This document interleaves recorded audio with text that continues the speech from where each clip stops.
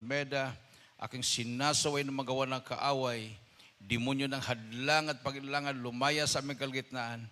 In Jesus' name. Hallelujah, hallelujah. Praise the Lord. Everybody say praise the Lord. Praise the Lord. Hallelujah. Ang pinakamataas na pagpupuri, pagluwalhati, pagdakila, pagsamba ay sa ating pinakamamahal na Panginoong Jesus lamang. And we give double respect and honor to the man of God, the end time prophet of our loving God. And we cherish the blessed memories and teachings of our beloved parents in the Lord. Hallelujah. And it's so great, the beloved Almeida family, to my beloved co-workers and co-preachers, sa lahat na ating mga beloved webcast viewers, magandang tanghali na po sa lahat. Palakpakan natin ang ating mahal na Panginoon.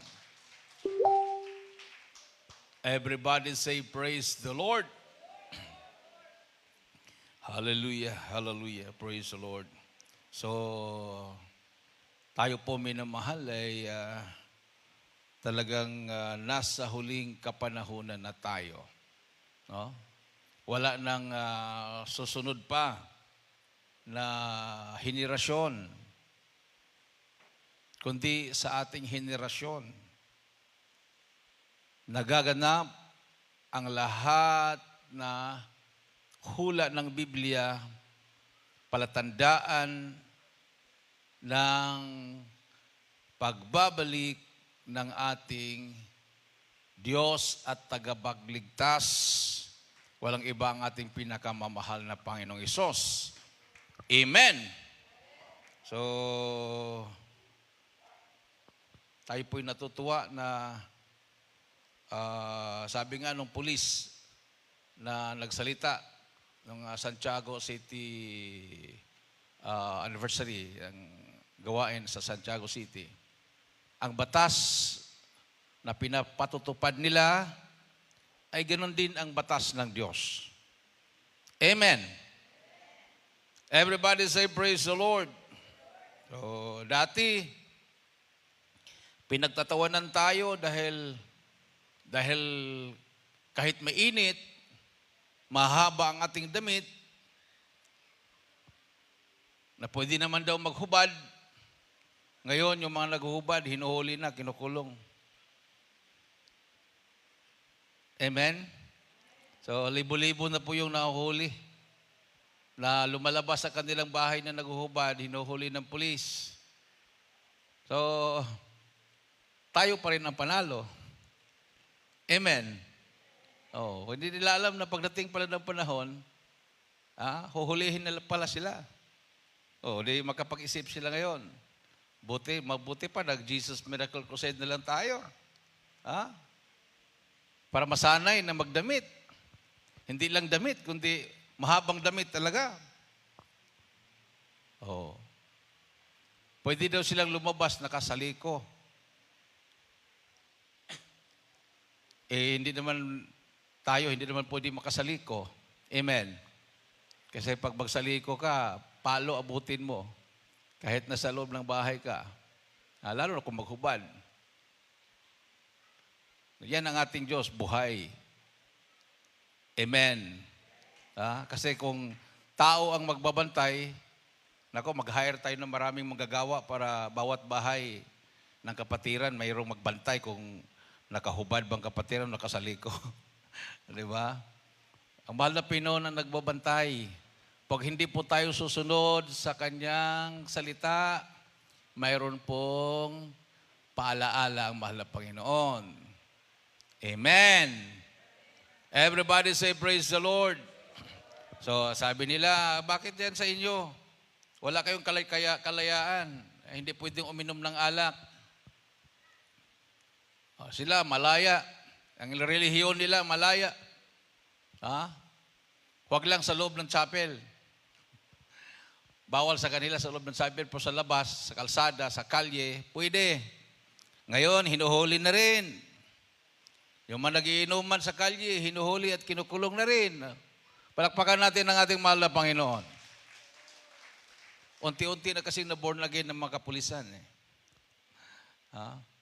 Unti-unti nang na-born again dahil ang Jesus Miracle Crusade International Ministry, ang life coach nila. At naunawaan nila yon, namulat sila. O dati na may batas ng gano'n na. Tama pala yung batas. Ha? Para mapigilan ang krimen, yung mga cause ng rape. Sino naman ang hindi makapag-isip ng mga rape kung halos wala ng damit yung mga tao? Pinapasukan pa nga ng demonyo yung mga naglilingkod sa Diyos. Yan pa kayang hindi naglilingkod sa Diyos. Wala nang respeto ba sa sarili. Mababae, malalaki, makikita mo yan. So maganda yan. Unti-unti. Amen. Yung mga nag-iinuman na hanggang nag-overnight sa inuman, bawal na rin. Naglalakwat sa alas 10 ng gabi, yung 18 years, below 18 years old, huhulihin na rin. Warning yan sa mga kabataan. Huwag kayong palaboy-laboy ng gabi, lagpas ng 18 years old. 10 o'clock, yung mga 18 years old pababa. Baka naman bigla tayong tawagan, kuya, nagbabay-po study ka naman sa pulis, kuya. Tulong naman, kuya, palabas mo ng anak ko. Di ba, gano'n? Mahiya tayo dyan. Amen. Talagang sabihan niyo yung mga anak niyo, below 18, huwag na silang palabasin ng gabi. No? Dahil delikado yan. Baka hindi niyo alam, yung mga anak niyo, sumasali na pala sa mga gang. Sumasali na pala sa mga grupo ng kabataan. Magulat na lang kayo, madadamay. Diba? Amen? So, yan ang dahilan kung bakit nag-adjust din po tayo. No, instead na matapos tayo ng alas 12 ng gabi ng Friday, o matapos tayo alas 10, kailang hindi pwedeng tanggalan ng oras ang ating pagpupuri. So instead na mag-umpisa tayo ng alas 7, nag-umpisa tayo ng alas 5. No? Kaya pala eh. Amen. Everybody say praise the Lord. So, ang solusyon po dyan, yung katulad ng ginawa sa Zambia. Pag mayroong mga nakukulong, magpapadala po sila ng mga preachers doon sa kulungan. Pag hindi magbago yung mga taong nakulong, hindi sila papalalabasin. So mapilitan silang makinig sa salita ng Diyos. Dahil ang salita ng Diyos, minamahal, ayon po sa Hebrews chapter 4 verse 12. Basahin po natin sa Tagalog at Ilocano version, kung mayroon po tayong Ilocano. 4:12 ng Hebrew. Ito po ang nakasulat. Kindly. Dito po sa Hebreo 4, talata po 12, ganito po ang sinasabi mo, minamahal. Sapagkat ang salita ng Diyos ay buhay at mabisa at matalas kaysa alinmang tabak na may 2 talim at bumabaon hanggang sa paghiwa-hiwalay ng kaluluwa at ng espiritu, ng mga kasukasuan at ng utak, at madaling kumilala ng mga pag-iisip at mga haka ng puso. Amen. Ilocano version. Dito po sa Hebreo 4, ang talatay 12 sa Ilocano version. Tati sa uti Diyos na biyag ken napigsa, ket natadtadem ngem uray anya akampilan adwa ti tadem na, ket dumanon nga gingga iti paggilasinan ti kararwa ken ti espiritu, wen ken dagiti nagsusuupan ken pata ken nasiglat nga agilasin kadagiti panunot ken panagem ti puso. Amen. For the word of God is quick and powerful and sharper than any two-edged sword, piercing even to the dividing asunder of soul and spirit, and of the joints and marrow, and is a discerner of the thoughts and intents of the heart. Everybody say, praise the Lord. Palakpakan natin ang ating mahal na Panginoon, minamahal. Isang patunay po dito, minamahal, yung ating pong Bible study sa kulungan. Pag sinabi mong kulungan, nandyan po lahat.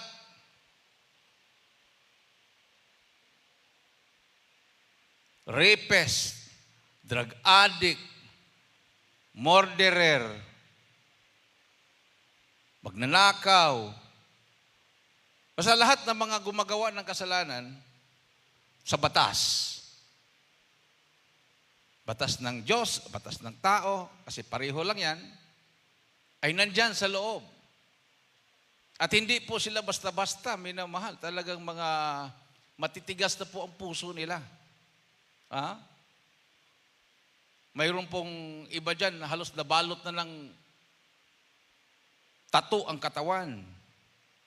Hindi naman natin sinasabing lahat na may tattoo ay masamang tao, pero karamihan kasi sa mga ganyan, ayun, nagpapapatatak sila ng mga tattoo sa katawan para sabihin, para katatakutan, no? Sabihin matapang. Astig, sabi ni Brother Eddie, astig daw. No? So, pag may tattoo sa katawan, siyempre, maghubad ka dahil ano bang use ng tattoo mo kung hindi ka maghubad? Eh, hindi naman nakikita yan. So, i-display nila yung kanilang katawan. Sa likod man o sa harap. So, wala talagang pagbabago, labas-pasok sa kulungan. Ang ginawa ng mga namamahala sa kulungan, nag-invite sila ng religious groups. May Lunes, may Martes, may Miyerkules, may Huwebes, may Biyernes, may Sabado, at may Linggo. Araw-araw. No? Pag Linggo yata, may nagmimisa na pare. Sa daming relihiyon na gustong magkaroon ng prison ministry, may umaga, may hapon pa. Pero ang obserbahan ng mga opisyal doon sa kulungan, sa daming relihiyon nagkagulo. May magsuntukan dahil nagdidebate. May riot. Kanya-kanyang depensa sa kanilang relihiyon. So nagkaroon ng faction, grupo-grupo. Nung pumasok ang Jesus Miracle Crusade, hindi na sana tayo tanggapin dahil overloaded na. So sinubukan nila. Obserbahan ang Jesus Miracle Crusade. So pumasok tayo. Nagulat sila, minamahal, nung inoffer natin yung bautismo, halos lahat tumanggap ng bautismo sa tubig sa pangalan ni Jesus. At nung na-rebaptize sila, majority of them, napansin ng mga opisyal ng kulungan, tahimik na ang kulungan.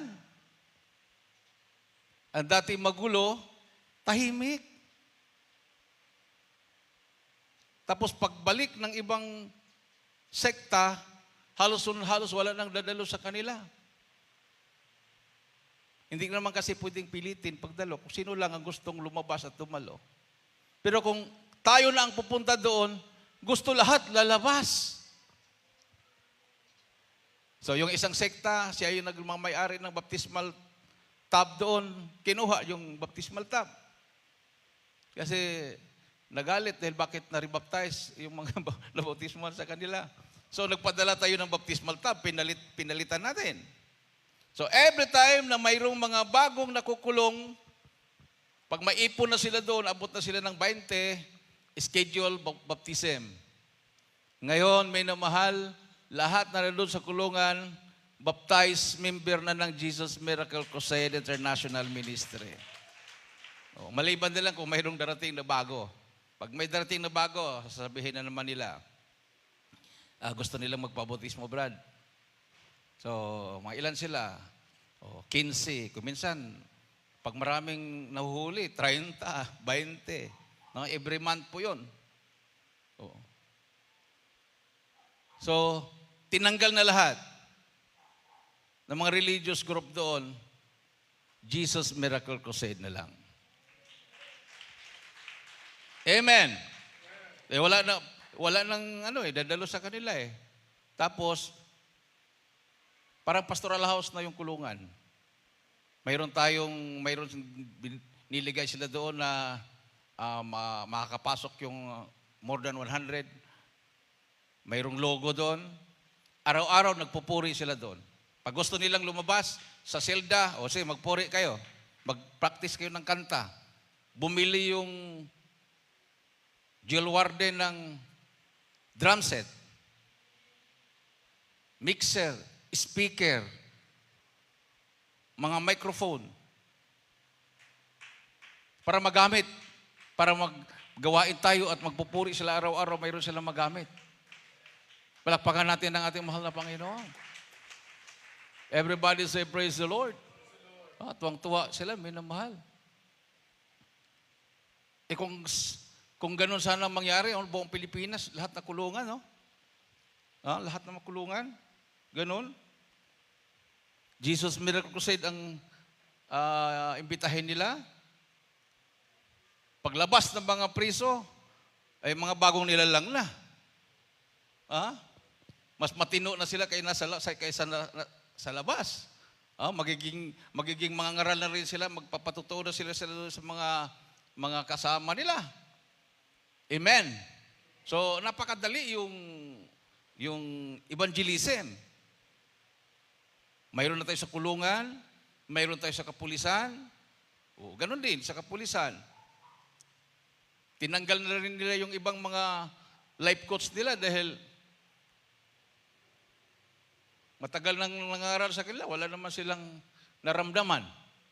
Nakikita nila yung mga pastor na nangaral sa kanila, nagninegosyo, nagtatrabaho. So walang panahon sa prayer. So walang power. Pero ang pinagtataka nila pag Jesus Miracle Crusade, mayroon silang naramdaman na presensya at kapangyarihan ng Diyos. Ganon din sa mga kasundaluhan. So yan po ang sinasabi ng Biblia, minamahal. Ang salita ng Diyos ay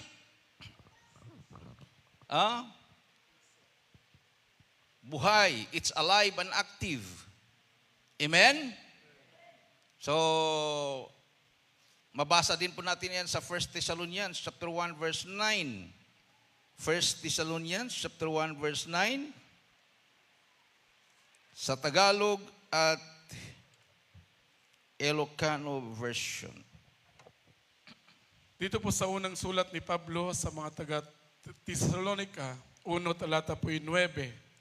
Sapagkat sila rin ang nagbalita tungkol sa amin kung paanong nakakapasok kami sa inyo at kung paanong nagbalik kayo sa Diyos mula sa Diyos-Diyosan upang maglingkod sa Diyos na buhay at tunay. Amen. Ilocano. Ito yung surat ni Pablo, umuna at taga Thessalonica, 1:9. Kunana ditoy. Tay sudamet laeng ibagado, timipakan kada kami, no kasano idadating mi kada kayo, ken no kasano ti panagsubliyo iti Dios, manipud kada ti Diyosen, tapno agserbi kayo iti Dios, as bibiyag ken pudno. Amen. For they themselves show of us what manner of entering in we had unto you.